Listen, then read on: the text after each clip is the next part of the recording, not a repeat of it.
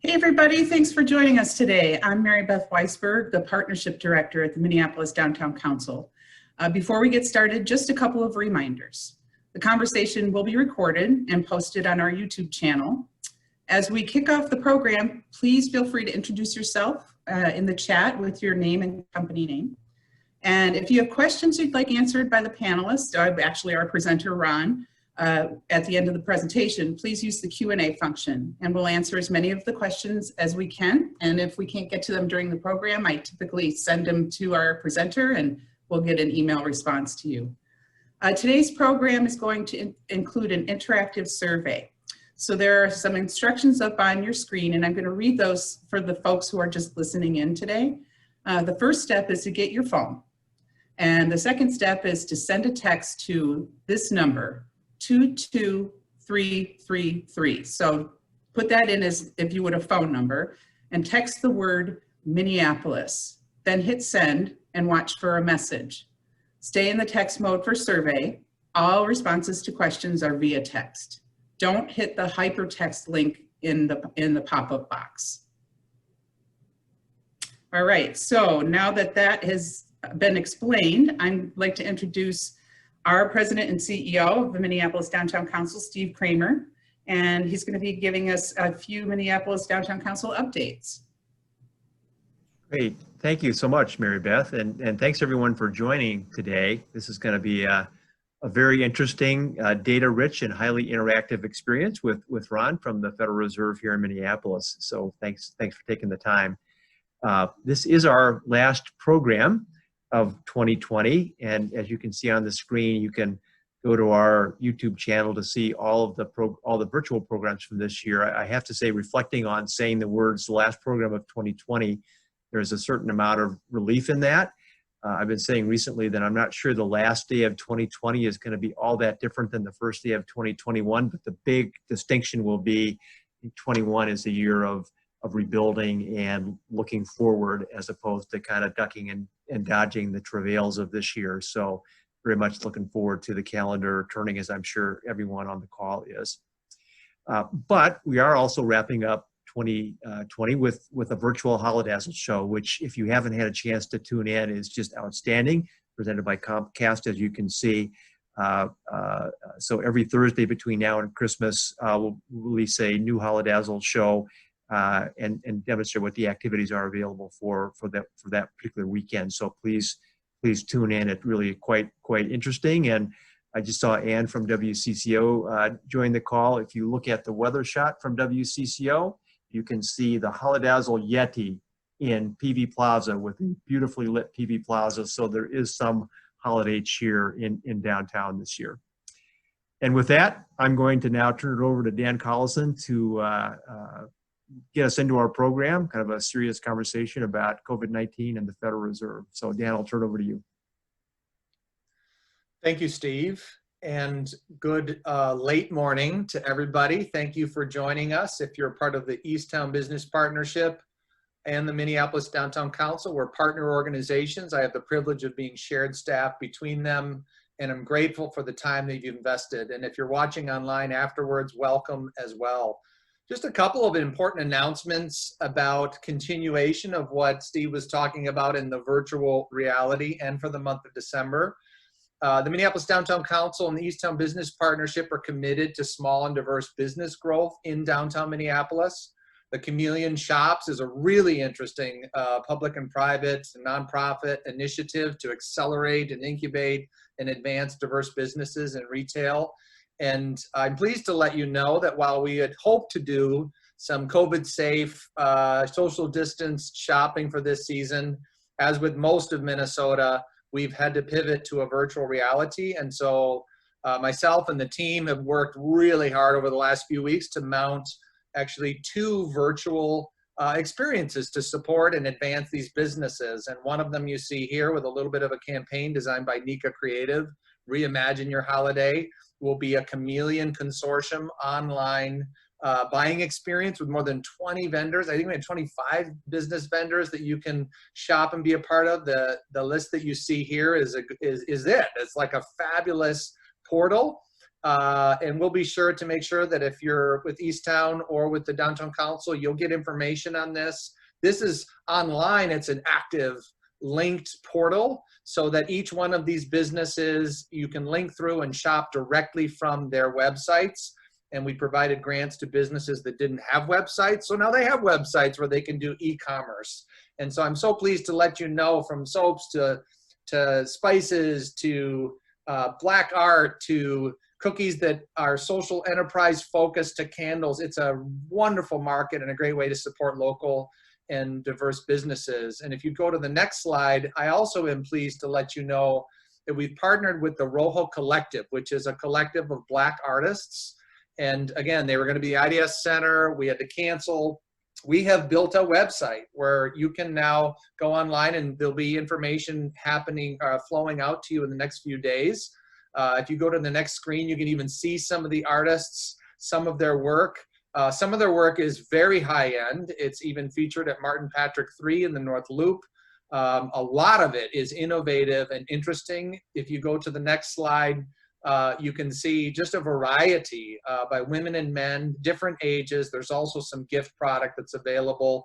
You notice you see in there, scan me. That's an actual QR code, so you can link to the Rojo Square site that the Downtown Council, we use the Square site for Holidazzle actually, but now it's focused on this particular portal for the holiday season. Stuff's already, the site's open, art's already being bought with 2 days to pick up at the end of the month. I'm pleased to let you know, as you see in this next slide, the Rojo Collective and I were over at the IDS Center. Gratitude to the Minneapolis Foundation, IDS, and Acesso for letting us be in their corner retail space at Marquette and 8th. If you're downtown or you want to come downtown, we've set up sort of a minimalist art display. You can see some images here to also add to what Steve said in the spirit of Holidazzle and activation. It is really cool. And I've had the privilege of doing some photography and video with these artists. The collective is remarkable, and I think this is a wonderful start to an ongoing participation with them in relationship to our business associations. Just a couple of other announcements I want to make sure everyone knows. Elevate Business is this really fabulous private-public partnership to provide business assistance, technical assistance, roundtables, webinars, to really help all these important local businesses pivot, your business perhaps. And so we invite you to check this out, elevatebusiness.com, hc.com, lots of resources available for small biz during COVID. A couple things for the Easttown Business Partnership I want to highlight. The next slide talks about the farmers market. It continues in the winter, and they just ask you, they really encourage you to pre-order, but the fabulous Mill City Farmers Market has dates, it keeps going, it supports local farmers, and it's amazing food and product. The next slide also lets you know about that farmers market in Minneapolis, where some of you may get your Christmas trees and garland, are also doing a clothing drive. And we invite you to continue to invest in the farmers markets connected to downtown as they bring vitality to local and regional businesses, but also just our fabulous product. And then finally, I just want you to always be aware the Easttown Business Partnership is about stitching together these incredible neighborhoods of Elliott Park and downtown East. And so we always highlight, they have land use committees, they have board meetings, and this is one of those ironies of COVID, right? Like in this time, you can actually click and you can participate and listen even for whatever time you have. So we invite you to participate in these meetings. They're all virtual as a way to understand how the neighborhoods are doing, what programs and plans and land use they have, and be involved and engaged. Now I'm pleased to just get into today's webinar focused conversation. We are so privileged to have Ron Wirtz, the Director of Outreach from the Federal Reserve Bank of Minneapolis. And the Federal Reserve Minneapolis is a stunning part of downtown in terms of who they are, what they do, their property, their facility, but their thought leadership has been critical during this time of COVID. I've gotten to know Ron a little bit, and we've done a little bit of a tour of experiences, and I am so thrilled that you have tuned in today because he has a great presentation. No falling asleep. If you need to go get a coffee or have a bio break, take your phone with you. Listen in your earbuds. There's going to be a lot of things to engage. And Ron, I am just so pleased to have you bring us into the world of economics in COVID. help us to understand some of the always changing realities. It just feels very tumultuous because of COVID as to how our economy works, what things we can understand now, and maybe perhaps how we can even begin to think about the future. So I'm going to hand it over to you and then just be here. I will highlight, I'll be continuing to plug in to ask questions. Please post questions. I'll be tracking with those. Might be just voice over visual, but I'll be staying engaged and just be thinking about questions and drop them in the chat so that we can stay engaged throughout the presentation. Ron, take it away. Thank you so much, Dan, and thanks to Steve and Mary Beth, and thanks to everyone for attending today. I really appreciate it. And I don't know if you know this, but whether you're realizing it, you're actually going to contribute to monetary policy today. I'm going to offer an awful lot of information to you today, but every time I get in front of a business crowd like this, there's a great opportunity for the bank to learn about how businesses are performing in the economy right now. It's a lot of what I'm going to talk about today, but I never miss the opportunity to take a little bit of a pulse survey in order to help the bank understand, in a more micro sense, how businesses are doing. The beauty of it is you're also going to learn about that too. And some of the log-on information that Mary Beth gave earlier, I'm going to give you again. I'd really appreciate everyone's participation in that.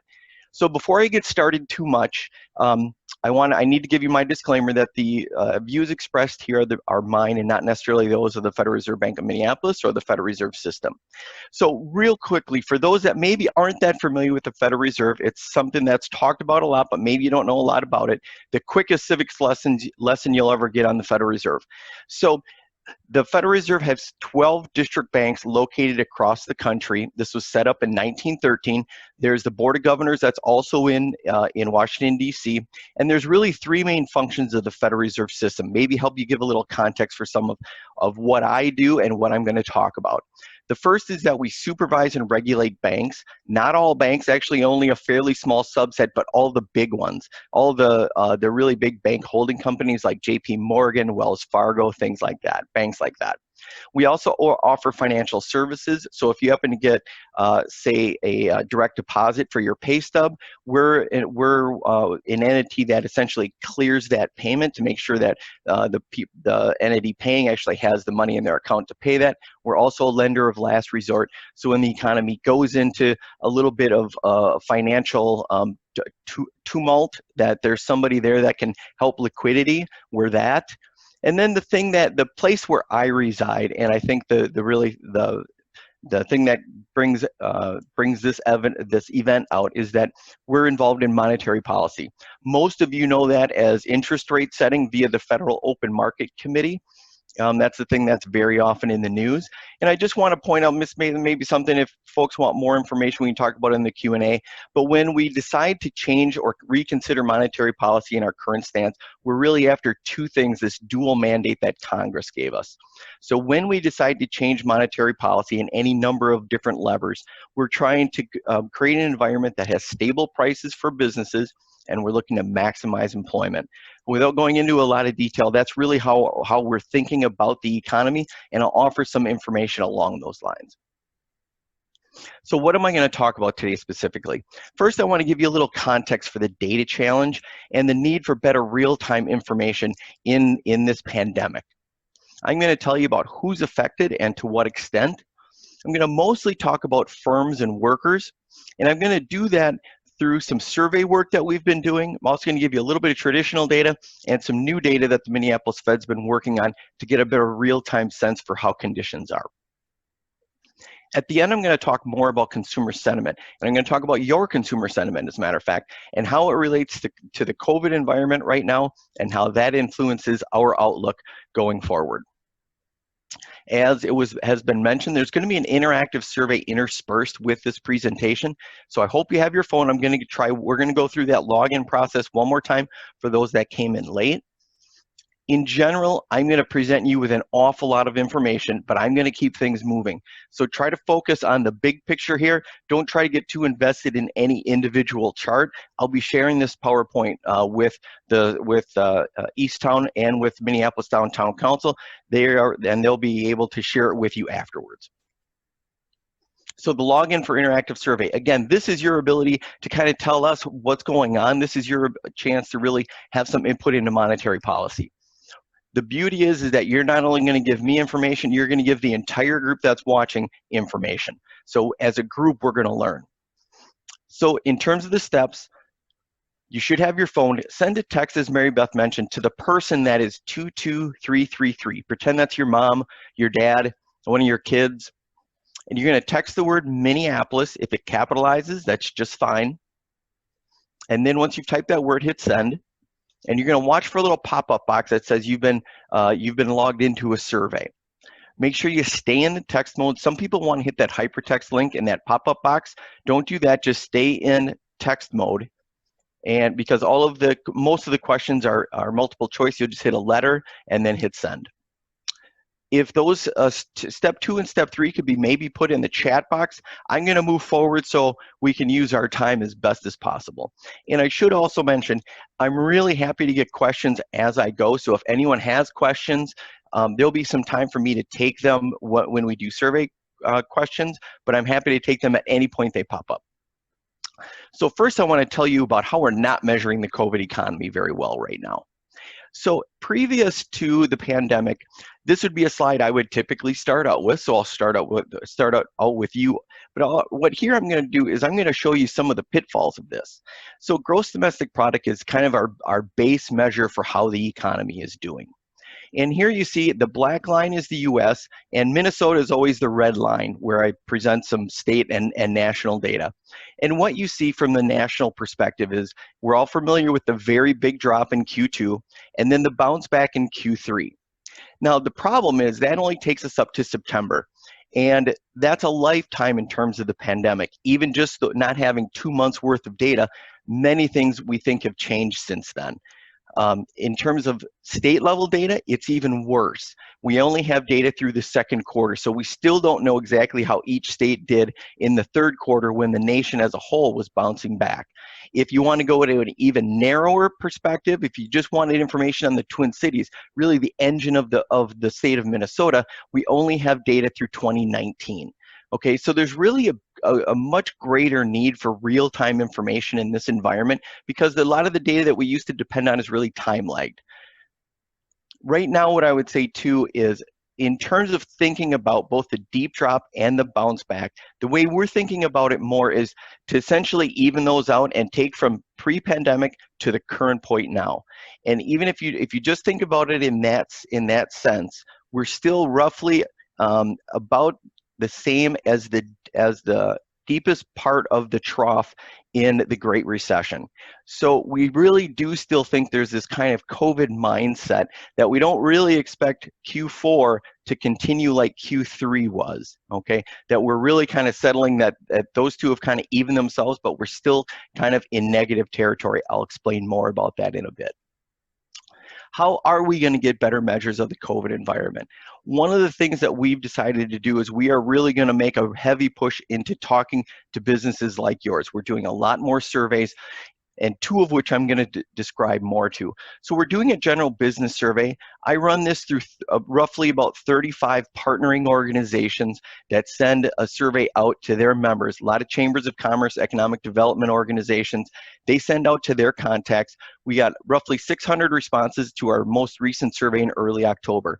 How I want you to think about this chart is red means bad, green means good.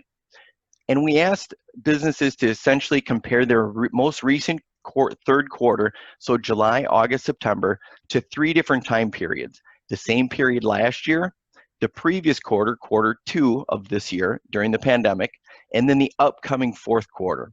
And what I would generally tell you is that, not surprising, compared to last year, most businesses have seen a negative revenue trend, not particularly surprising. What has been a little bit more surprising, especially given the Q3 number, is that there are a lot of companies that are on both sides of the seesaw in terms of growth or having a negative revenue trend compared to Q2. And I think maybe more concerning for us, or maybe more notable, because we're always moving forward, the upcoming fourth quarter is also more businesses had a negative revenue trend there in terms of what they were seeing going forward than probably what we were hoping for. A couple of things. We asked firms to give us a little bit of information on their firm, so we had a better idea who this was affecting more.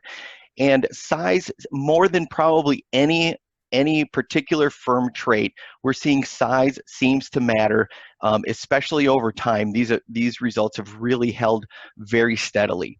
Not that big firms are getting off without any impact. If you were to see no other bar than that very top one, you'd say that's catastrophic. It would be catastrophic. It is catastrophic. It just happens to be, unfortunately, that the smaller the firm, the more negative the revenue trends tend to be. And here, this chart, along with the next couple that I'm going to present, I'm only giving you the third quarter compared to the second quarter. Again, we're kind of interested in seeing how firms are reacting within the pandemic itself.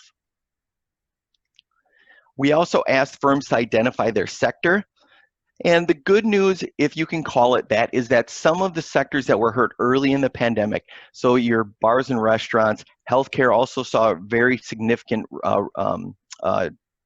negative trends, and accommodation, hotels, retail, some of those actually saw fairly modest bounce back. So if you look at the middle part of that chart, you see more green kind of in the middle, and those are some that saw fairly good bounce back. But you notice really through the entire chart, there's really still a lot of virtually across the board, you're going to see at least some negative impact in every sector, some more than others. Entertainment, recreation, because they are crowd-based, still really hurting in terms of their revenue trends and likely going forward as well. We also asked about ownership. We're interested more and more on how the pandemic and how the economy in general is working for minority and woman-owned and veteran-owned firms. So we're asking about that with every survey we put out there now. And what we're also seeing is a fairly consistent result in that we're seeing minority-owned businesses are experiencing more negative revenue trends than other kinds of business. Part of it is because they tend to be smaller in size, which are being more negatively affected, and they tend to be in those sectors that have been more negatively impacted. In the retail, in the accommodation, in the food and beverage industry, things like that, they tend to have more firms in those sectors than some of the other ones. And so we're seeing more negative impacts, particularly with minority-owned businesses.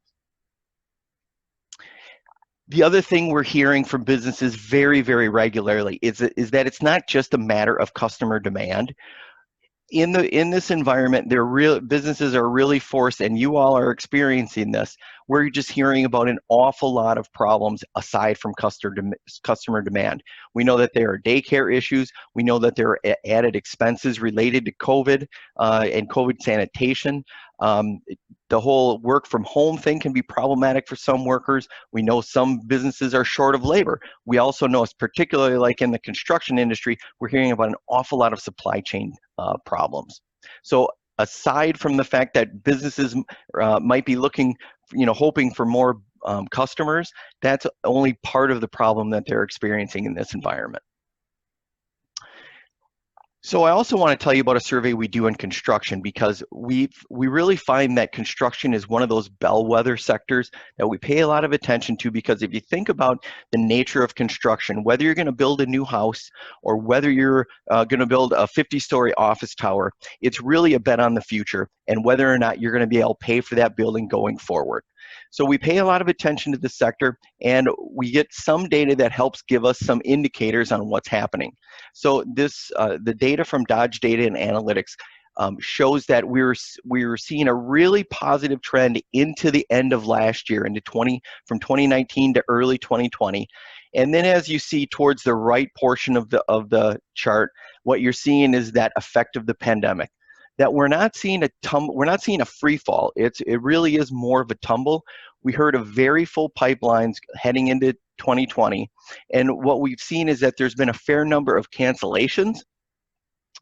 And what's happened, excuse me, we're seeing a fair number of cancellations and delays. And when that happens, the fact that there was a full pipeline helped, I think, businesses pull some of that demand forward.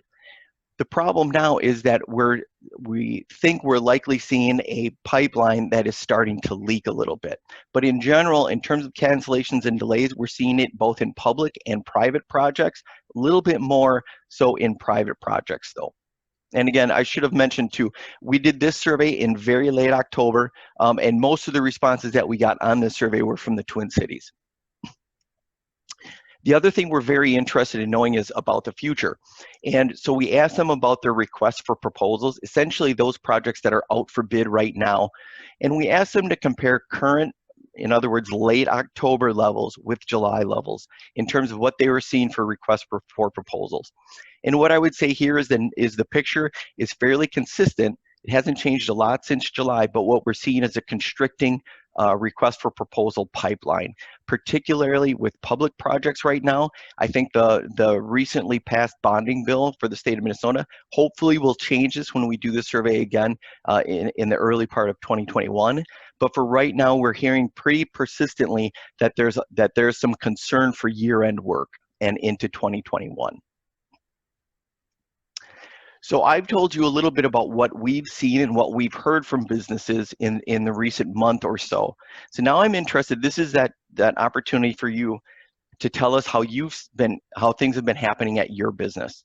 So I'm really interested if you could describe kind of your overall revenue or business activity at your firm over the last 3 months, so roughly September to October.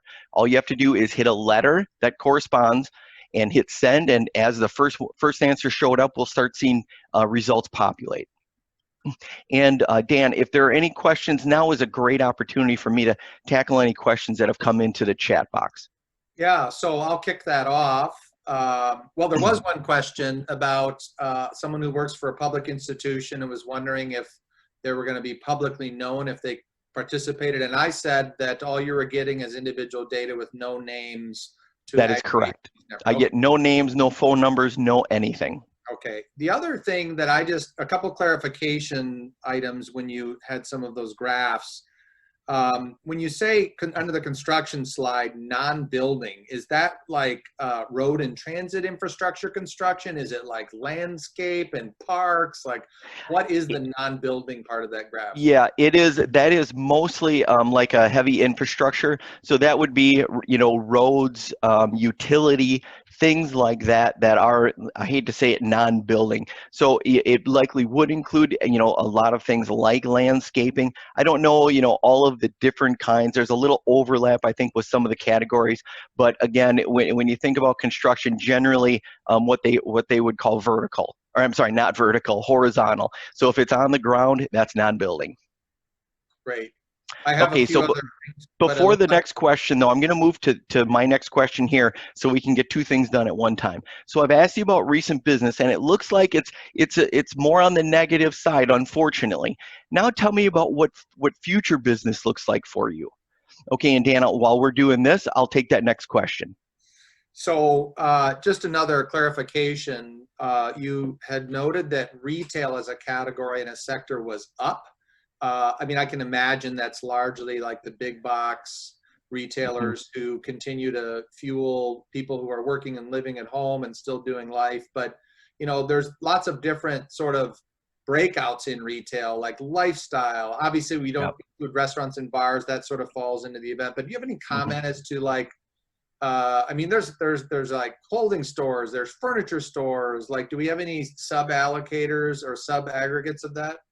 I don't have a lot. If I will know more, I'm giving this presentation to the Minnesota Retailers Association, so I will have to get a little bit more versed on some of the categories and differences that I'm seeing in there. Unfortunately, I can't tell you a lot. The one areas that I think people are likely familiar with, I do think, and what I'm hearing is that what we're seeing in terms of retail sales, where we're really seeing positive things, is if it's related to outdoor, it's doing well. So we're hearing about lots of sales of canoes and bikes, things like that that people are trying to do. They're reacting to the pandemic and not being able to do as many things. They are getting outside. I'm hearing more about that. I don't think there's any question smaller businesses are tending to see more negative revenue trends than very large big box. Grocery we know is doing quite well in general. But unfortunately, I don't have a great breakdown for the person that asked that question. I would be happy to follow up if that person wanted to share share a contact information. Be happy to follow up with that person. Okay. Okay, and as far as future business, actually a little bit more positive than the previous. I don't know if that's maybe going into the Christmas season that they're hoping for good sales, but in general, what I would say is this is a fairly cautious business audience this morning. So let's talk a little bit about employment and unemployment and some workforce effects. So in terms of job levels, the graph on your left takes a couple of states as well as the US average. And what we saw is when state economies started opening up, we saw a fairly robust recovery for the first couple of months. But what we've seen recently is that the trajectory of that job growth is really flattening out. What you have here is an index. So I'm essentially tabbing everything to 100, and that's just basically a rate of growth or decline, if you will, over the coming months. If you look over on the right-hand chart, like anything, economies and local economies perform different than local economies elsewhere.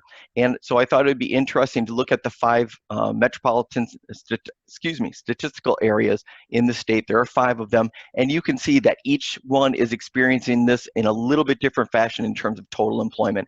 Duluth maybe struggling a little bit more and on a much lower trajectory. St. Cloud really seeing a very strong bounce back early and now flattening off. And Minneapolis really kind of there in the middle.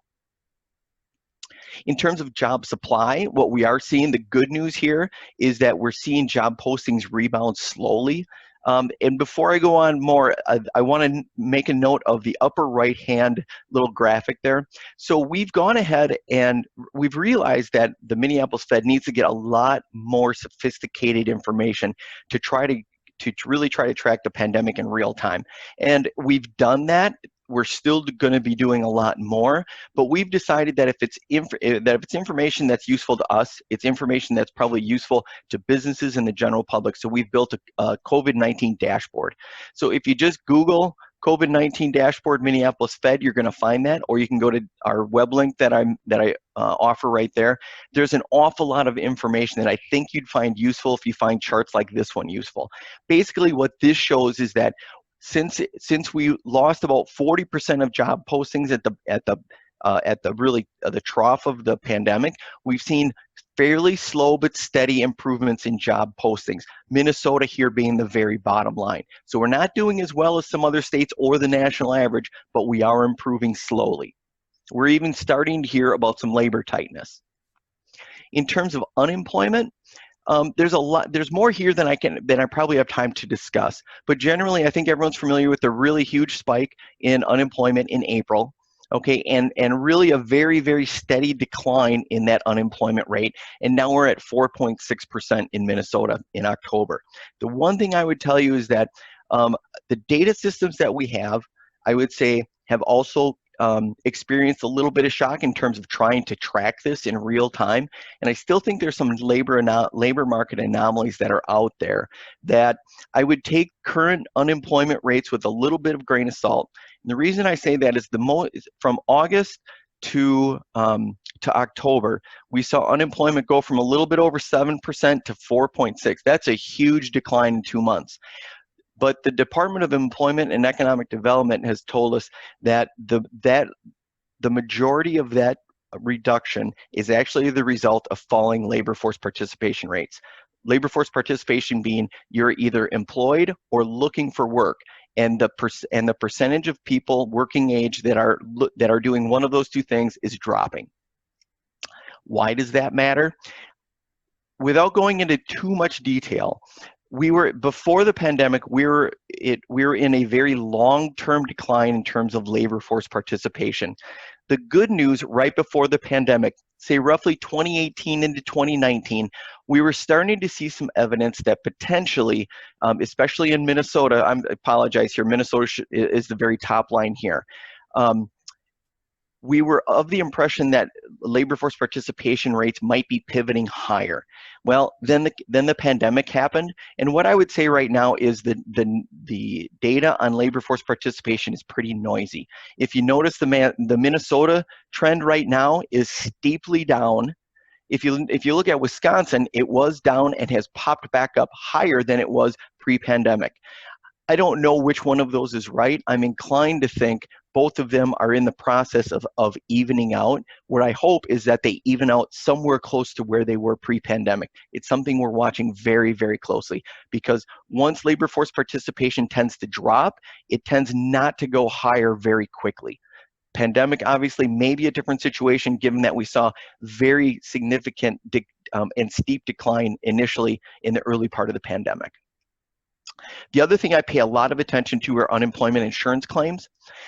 And there are really two things I want you to pay attention to. The initial claims is the blue bar. It went to levels we really didn't think possible. The good news, they went down very, very significantly and quickly, but they are still, if you look at the very right-hand part of that, they're still 3 or 4 times what they would normally be at this time of year. The red claims are ones that I pay more attention to. That's the population that is actually receiving benefits right now.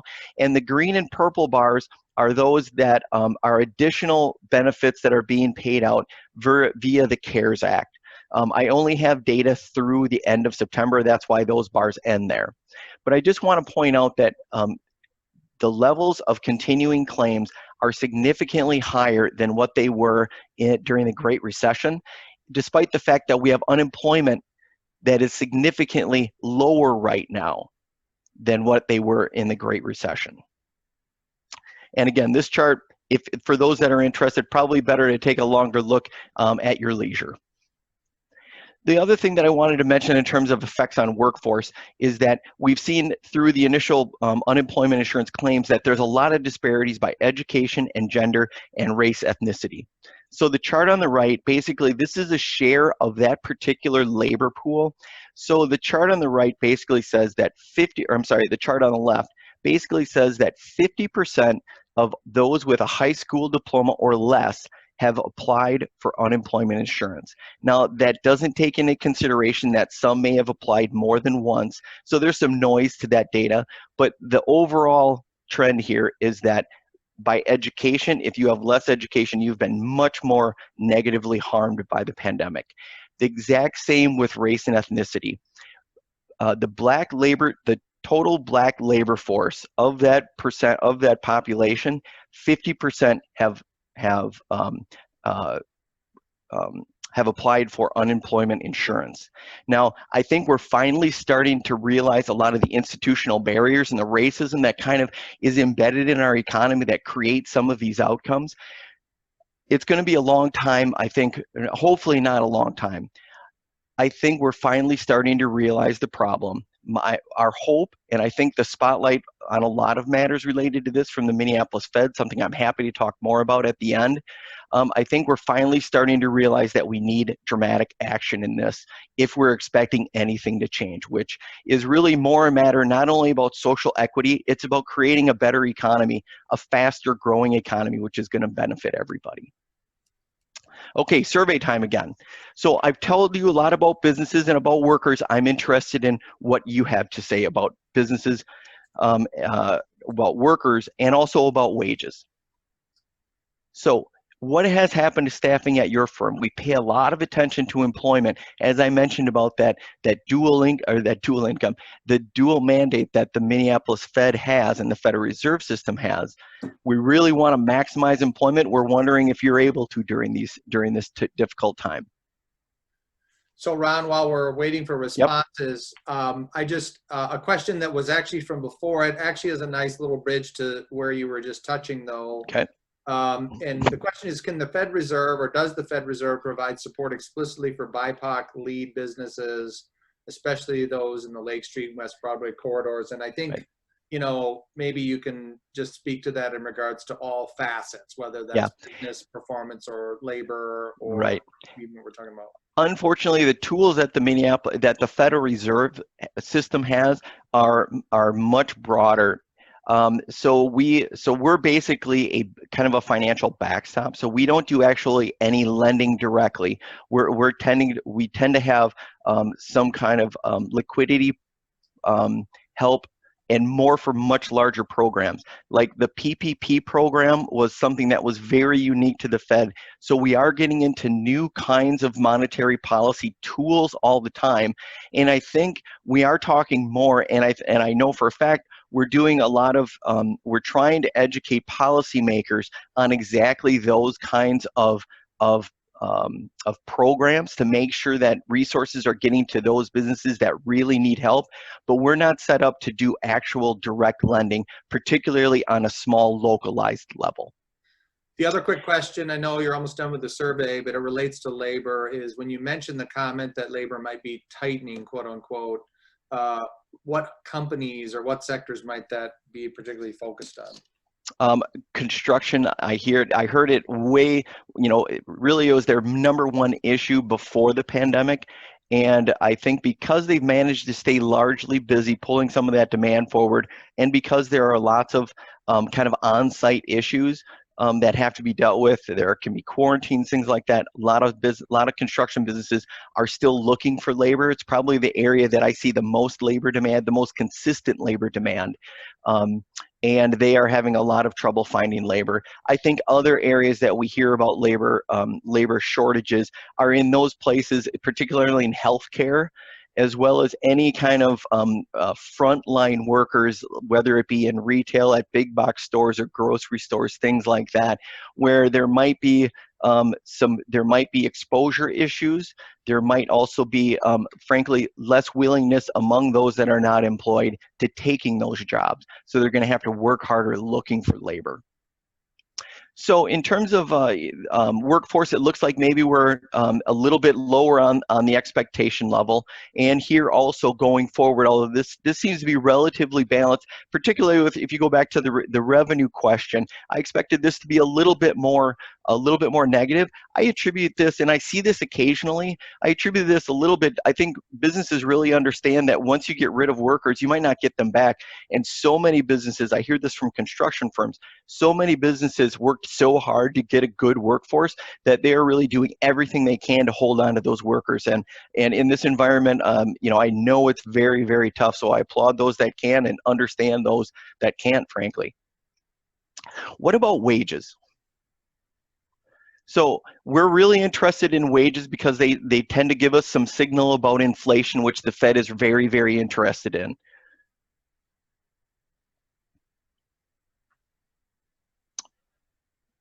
We don't have any current questions on that. Okay. One of the things that I've seen, and here's maybe a point I can make, while we watch some things come in, is the one thing that we have seen with regards to wages in the pandemic, wages tend to be sticky. In other words, they don't go down very often or by very much. And what we saw during the early parts of the pandemic is that we saw many more businesses cut wages. A lot of them have reinstated them, but we saw more businesses cut wages and by a larger amount than anything we saw during the Great Recession. And it looks like, I'm sorry, go ahead, Dan. I was just going to comment, there's a question that slid in a while back, actually, that, forgive me, David, for not bringing that forward, but it was a question about, and this relates to public safety, the civic unrest that we've experienced in Minneapolis that's been a pretty good poignant. Has there been any connection to that in relationship to economy, business growth, business hindrances?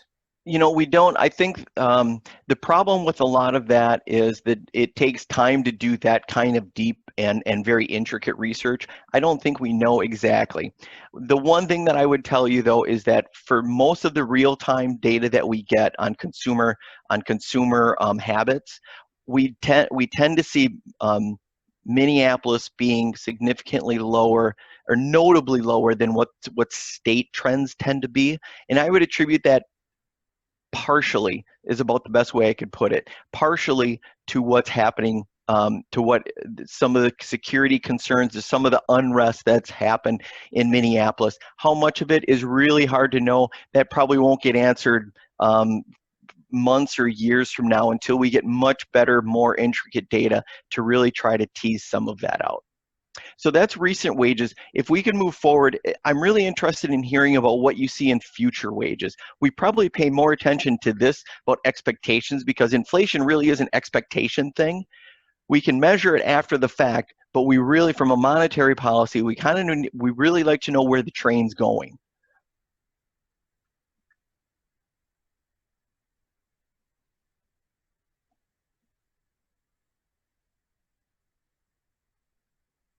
And here it looks like, you know, I think the good part is that among those that, you know, not including the don't knows, we're seeing a larger share increase wages than decrease. I think that's good news.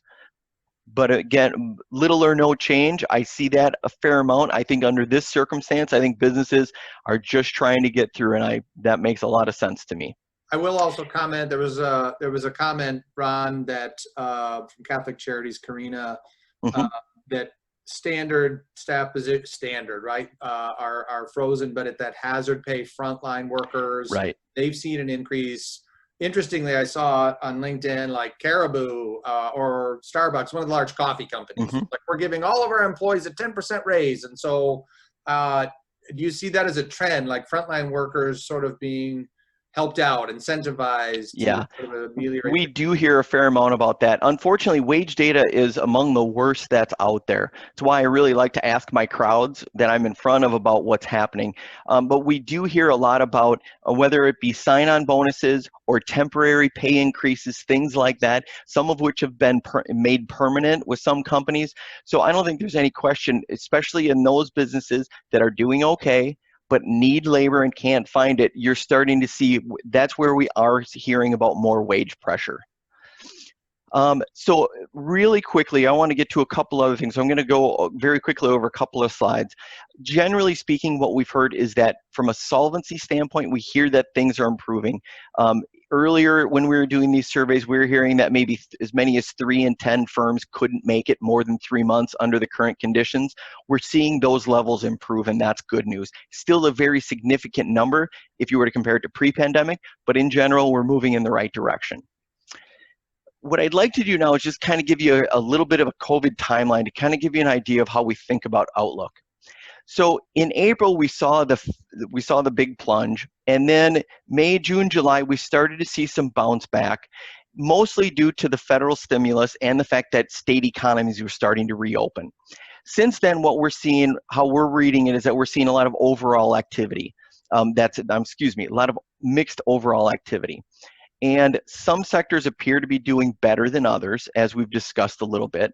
The third quarter was particularly strong. Manufacturing indexes also have been quite strong through the end of that. But as I've described to you, the surveys suggest a little something else, in that we kind of seem to be in a little bit of a COVID mindset. This group seems to be communicating that as well. Overall levels really are still considerably below pre-pandemic levels if you were to compare it to previous recessions, and generally speaking, there's a lot of uncertainty. There is talk about stimulus packages again, which the Minneapolis Fed has been on board in supporting, and obviously the vaccine is a huge game changer. But what does it mean for the outlook? At least until we get to a vaccine regime that is blanketed the population, we're looking for clues from consumer confidence. So the last couple of questions I'm going to ask you are actually about your consumer habits.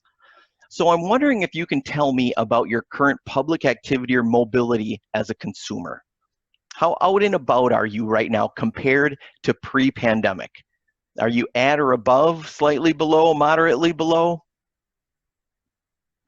So Ron, I'm just going to ask a clarifying question. Yep.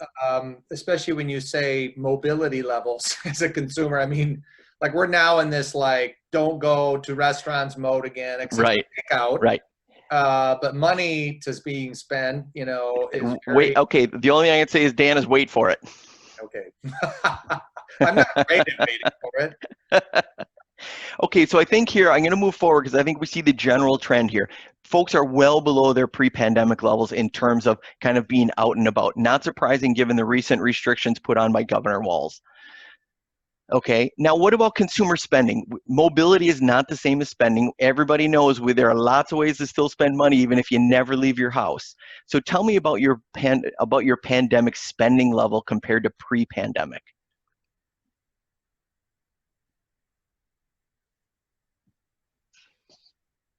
And just FYI here, Dan, I probably have about another 4 or 5 minutes. I should leave a few minutes at the end for more questions. I am happy to stay though past the top of the hour if folks want to continue the conversation past that.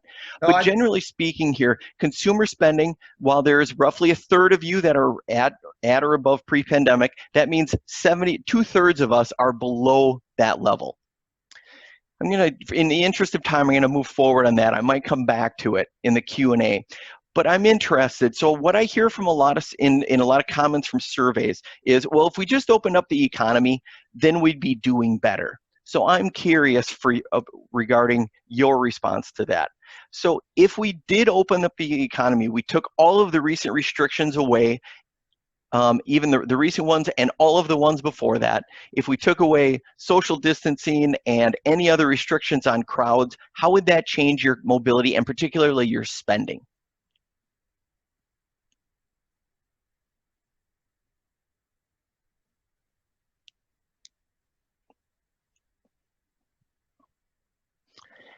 So what I'm seeing here is what I see with literally every crowd I'm in front of. What's happening right now is that people are responding to the virus. So despite the fact, even if we took off all the restrictions, this group, which I don't think you're obviously all special, but I think you're also representative to most of the audiences that I'm in front of, in that you seem to be responding to what you see in the environment around you. And the environment right now is that there's a lot of virus out there. Why does that matter? What does it mean for outlook?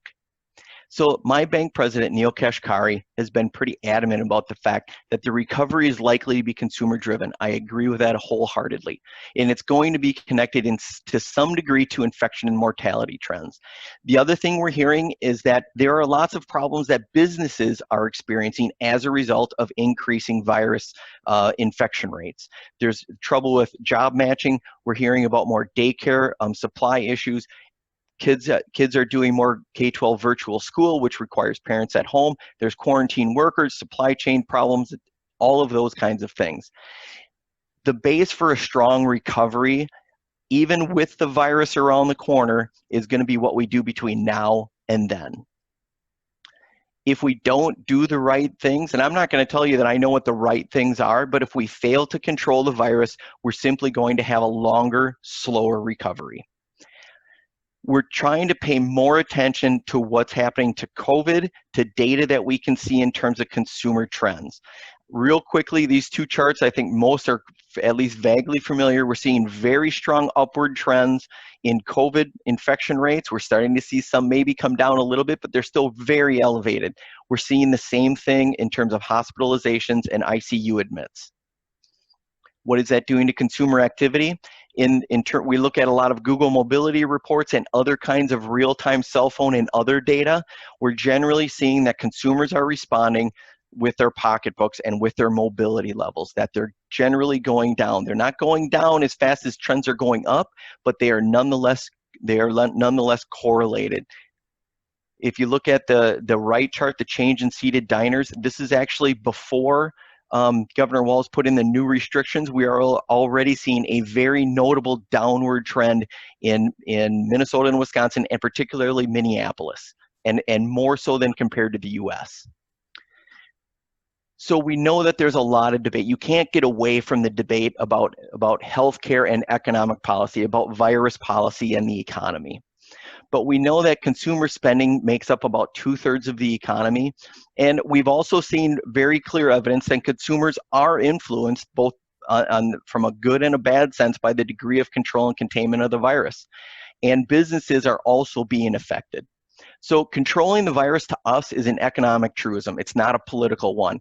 For us, it's really hard to imagine how we would get to a robust recovery, even given the vaccine, without controlling the virus up until that point. Adjusting to an effective vaccine, let's be honest, that's going to be really easy to adjust to, but we also don't know what the efficacy of that is. We don't know. We haven't seen any hiccups yet in distribution because it's not there yet. So I think what we have to do is prepare for this to be longer than we hope, and what we do in the middle there is really going to matter, because what happens between now and vaccination through the population, that's our platform and the trajectory for future growth. And if we don't control the virus, I would expect the trajectory to be slower and lower than it otherwise could be. I really appreciate everyone's time. I've thrown a lot of information at you. These are the things that the Minneapolis Fed is really paying an awful lot of attention to. I really want to thank everyone for coming today and giving us your voice in terms of how your businesses are doing. Before we get into any other questions, just so I have the opportunity, I want to thank businesses for doing the hard work, for workers doing the hard work during this pandemic. I know it's really, really hard to run a business anyways during the pandemic. I know there are challenges that you never imagined, and I really salute all the businesses out there that are working to try to see it to the other side of this, whenever that is. And with that, Dan, if there are any other questions, I'd love them. Thanks, Ron. I appreciate that. First, a comment that's, I think, connected to a question. Chris says a lot of business owners that he talks to say they can last 2 to 4 months with no additional aid, so hotels, restaurants. And then Larry's asking if Congress fails to pass emergency federal relief, what can the Federal Reserve do to support the economy? Honestly, our tools are very, very blunt. If we don't really have authority to just kind of create programs out of thin air. We have to be authorized to do many of them, some of which have actually been pulled back from us very recently. Otherwise, we do have, basically what we're trying to do is we're trying to keep interest rates really low. We're trying to think of other ways we can support a very low credit environment and to try to get credit out there where businesses want them. But this is really a fiscal matter. Congress is going to have to play more of a role than the Federal Reserve can, just in terms of what it would wish to do. So I think there are definitely roles for both, but our ability to kind of just create something out of whole cloth is pretty limited. So a chaser to that, because I'm sure that President Kashkari has already met with the incoming president, right? Or maybe not. To be honest, I don't know.